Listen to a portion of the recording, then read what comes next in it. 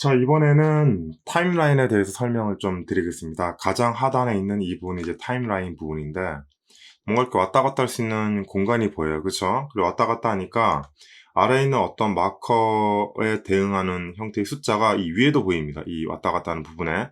지금 제가 한 40점 위치를 두었는데 120분에 40이라고 돼 있어요. 120은 뭐냐? 맨 끝까지의 길을 의미합니다. 이게 100일 수도 있고 아니면 뭐 60일 수도 있고 사용자가 임의로 조정할 수 있죠. 네. 그리고 이렇게 왔다 갔다를 마우스 드래그를 통해서 진행할 수가 있습니다. 기본적으로. 아래에 보이는 이 숫자들이 뭐냐면 일단 100으로 보통 기본값이 100이거든요. 아마 이렇게 보일 거예요. 기본적으로.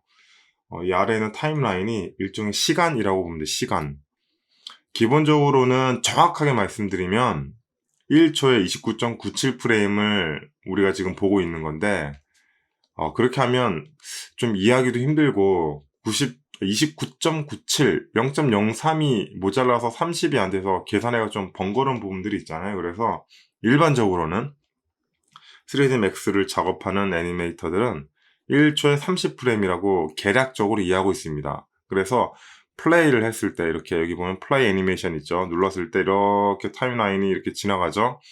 이게 1초당 30칸을 간다는 의미예요. 그러면 제가 만약 90으로 뒀다. 그럼 이 상태에서 플레이를 누르면 정확하게 3초가 흐른 뒤에야 여기까지 도달한다는 의미입니다. 즉 시간에 대한 길이라고 볼 수 있겠죠. 이 프레임은 조정이 가능합니다. 기본적으로. 자, 제가 일단은 길이를 좀 늘리고 줄이는 부분을 설명드린 다음에 프레임 속도를 좀 설명드릴 텐데요. 여기에 보이면 타임 컨피그레이션이라는 옵션이 있어요. 들어가면 여기에 스타트 타임과 엔드 타임 있죠. 자, 이걸 120으로 누른다. 그럼 120이 되고 100을 하면 100이 되고 90을 하면 90이 되고 60은 60이 됩니다. 이렇게 아래 최대 길이를 조정할 수 있어요. 마찬가지 스타트 타임도 뭐 20, 30 제가 입력하는 거에 따라서 이 앞 길이가 바뀌어요. 자, 보통은 0부터 출발할 거고 그리고 뭐 끝나는 프레임은 애니메이션 길이에 맞게끔 달라지겠죠. 보통 실무자들은 이 0프레임 이상 앞쪽에 이 마이너스 프레임을 쓰기 어렵기 때문에 3D 맥스 안에서는 마이너스 프레임도 쓸 수 있어요. 예를 들면 뭐 마이너스 100 하면 마이너스 100까지 이렇게 보여요. 근데 보통 게임 엔진이 마이너스 프레임을 잘 인식을 못합니다. 거의 인식하는 프로그램이 없을 거예요. 그래서 이 마이너스 프레임 이유를 쓰는데 보통 뭐 수정 작업이라던가 또는 이 0프레임 앞쪽에 뭔가 프레임을 둬서 좀 조정하는 작업으로 여유를 두는 경우가 있어서 뭐 100프레임으로 시작하는 경우도 굉장히 많아요. 그래서 뭐 일자 앞에 빼버리면 00프레임이랑 똑같잖아요. 그래서 100프레임부터 시작하는 작업 공정도 굉장히 많다. 저도 애니메이션 대부분은 100프레임부터 많이 출발하긴 합니다. 물론 이건 뭐 프로젝트에서 요구하는 에셋 출력 양식에 따라서 바뀌겠지만 보통은 100프레임부터 출발하거나 0프레임부터 출발하겠죠. 뭐 특별한 정보가 없고 뭘 해야 될지 모르겠다. 그러면 0프레임부터 출발하시면 됩니다. 어차피 키를 또 100프레임까지 이동시키는 건 뭐 자유로우니까요. 자, 이렇게 스타트 프레임과 엔드 프레임을 자유롭게 조정할 수 있었고 이 부분을 이걸로 조정하는 것이 아니라 키보드랑 마우스 조작을 통해서 조정을 해볼게요. 자, 이것도 꼭 배워둬야 되는데 왜냐면 수시로 이 프레임 타임 길이에 대한 것들은 왔다 갔다 보는 비중이 높아서 이거는 이제 컨트롤 방법을 익혀야 되는데 기본적으로 키보드의 컨트롤 알트 키를 누르고 있는 상태에서 마우스 왼쪽 버튼을 클릭을 한 상태에서 아래 이 타임라인에 갖다 대면 이런 식으로 앞쪽에 대한 스타트 프레임을 바꿀 수 있고요.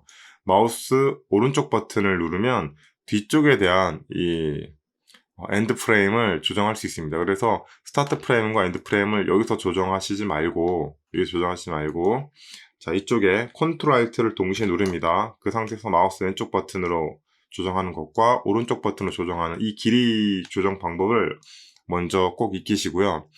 그 다음에 90프레임을 제가 이렇게 맞췄죠. 그래서 플레이를 해볼게요. 플레이 버튼 누르면 이렇게 90프레임이니까 제가 1초에 30프레임이라고 말씀드렸죠. 3초 동안 이렇게 이동하는 거예요. 근데 이게 엄밀히 말하면 3초가 아니에요. 왜냐면 자, 여기 타임 컨피그레이션 들어가 보면 여기 NTSC 돼 있고 필름 돼 있고 파일 돼 있고 커스텀 돼 있잖아요. NTSC라고 되어 있기 때문에 이 양식에 따른 프레임 규칙을 따르는 겁니다. NTSC는 뭐죠? 미국 TV 표준 규약이죠. 미국 TV들은 1초에 29.97 프레임을 보여줍니다. 옛날 흑백 TV는 30 프레임이었거든요. 근데 컬러 정보를 이제 쏘다 보니까 정기적 신호로 그 음성과 같이 보내다 보니까 컬러 정보랑 음성 정보랑 그런 신호들이 0.03초씩 밀리는 거예요. 그러니까 소리랑 영상 길이가. 그래서 TV로 볼 때는 29.97 프레임으로 변환해서 이렇게 보여주지만 우리는 어차피 게임이고 그리고 컴퓨터로 플레이한 형태잖아요. 그리고 요새 모니터도 다 LED지 뭐 옛날 그 컴퓨터 방식이 아닌 뭐 옛날 뭐 CRT라던가 뭐 아날로그 TV 시대가 아니니까 그래서 뭐 초당 30으로 많이 작업을 해도 상관이 없습니다. 그래서 저는 보통 커스텀에서 30을 설정하고 작업을 하는 편이에요. 왜냐면 이걸 해도 상관은 없지만 이게 0.03초 달라요. 그래서 작업을 좀 길게 했을 경우에 막 100프레임, 뭐 200프레임, 뭐 이 정도까지 상관없는데 막 한 1000프레임쯤 했다. 그러면 분명히 밀립니다. 어느 정도.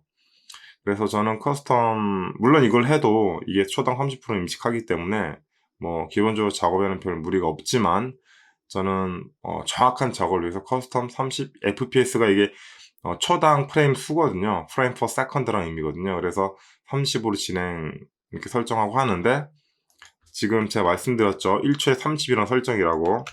근데 저거를 60으로 바꿔볼게요. 60으로. 그럼 어떻게 되느냐? 아래 타임라인이 갑자기 2배로 늘어나요. 90의 2배는 180이죠. 그럼 이 180까지 3초 만에 간다는 거예요. 그러면 더 세밀하게 키를 더 줄 수 있겠죠. 왜냐면 3D Max 설정 값을 통해서 1초에 60이라고 결정했기 때문에. 근데 보통 프로젝트는 1초에 30 정도로 작업하면 되고요. 근데 요새 추세가 뭐 좀 프로젝트가 많지는 않지만 1초에 60을 사용하기도 합니다. 근데 1초에 60은 애니메이터에 굉장한 자질을 요구하죠. 네. 굉장히 편집 또는 키 애니메이팅 역량을 요구하기 때문에 60은 뭐 쉽게 다룰 만한 기법은 아니에요. 그래도 되게 상세한 어떤 표현을 진행할 수 있다. 특히 FPS 60이 빛을 발하는 게 걷기뛰기예요, 걷기뛰기. 보통 걷기뛰기 프레임을 뛰기는 뭐 한 24프레임 이하로 작업을 많이 하실 거고 뭐 걷기는 뭐 한 40프레임 이하로 작업을 많이 할 텐데 이게 작업하다 보면 풀프레임을 쓸 수밖에 없어요. 네, 풀프레임을 쓸 수밖에 없는 상황이 꼭 나옵니다. 왜냐면 묘사를 하면 할수록 계속 필요하거든요, 프레임이. 근데 그 풀프레임만으로도 특히 뛰기는 표현이 다 안 돼요. 그래서 저 같은 경우에 뛰기는 거의 FPS 60 정도 돼야 제가 원하는 표현을 할 수 있다고 판단하기 때문에. 근데 보통 뭐 게임에서 30프레임을 요구해서 그 정도 표현만으로 뭐 괜찮다고 하면 넘어가면 되는데 뛰기가 30까지는 안 되죠. 기본적으로 오래 해보신 분들이라면 알 겁니다. 자, 아무튼 30을 설정하고 작업을 하고 타임 디스플레이는 당연히 프레임을 쓰면 됩니다. 여기 아래에 있는 틱들은 뭐냐면 기본적으로 이 3D Max가 그 1초에 30프레임을 이렇게 인식하는 게 아니라 그 틱 단위를 써요. 그래서 최대 4800틱이라는 걸 쓰는데, 그러니까 틱이라는 건 똑같이 이런 막대기 마커예요. 한 틱, 두 틱, 세 틱, 네 틱 이렇게 쭉쭉쭉쭉쭉 지나가서 그 틱이 몇 개 모여서 이런 한 프레임이 되고 그 한 프레임이 몇 개 모여서 예를 들면 30개 모여서 1초가 되는 식이에요. 그래서 원래 3D 소프트웨어가 쓰는 틱 단위로 드느냐 아니면 프레임 단위로 드느냐인데 틱은 들어갈 필요가 없죠. 우리는 프레임만 쓰면 됩니다. 굳이 이걸 쓸 필요는 없어요. 그리고 아래 보면 이제 플레이백이라는 부분이 있죠. 플레이백 같은 경우에는 이제 보통 리얼타임과 액티브 뷰포트 온리 그리고 루프 이 부분이 중요한데 특히 리얼타임 체크하는 게 되게 중요해요. 왜냐면 리얼타임을 체크한다는 건 어떤 수단과 방법을 써서라도 FPS 30을 맞추라는 거예요. 그래서 만약에 그래픽카드라던가 CPU 성능이 떨어져서 프레임 타임을 제대로 보여줄 수 없다. 그러면 갑자기 프레임 누락을 만들어요. 그래서 프레임 누락 만들어 툭툭 튑니다. 그러니까 어떤 수단과 방법을 가리더라도 30을 만들라는 얘기겠죠. 리얼타임이라는 거는.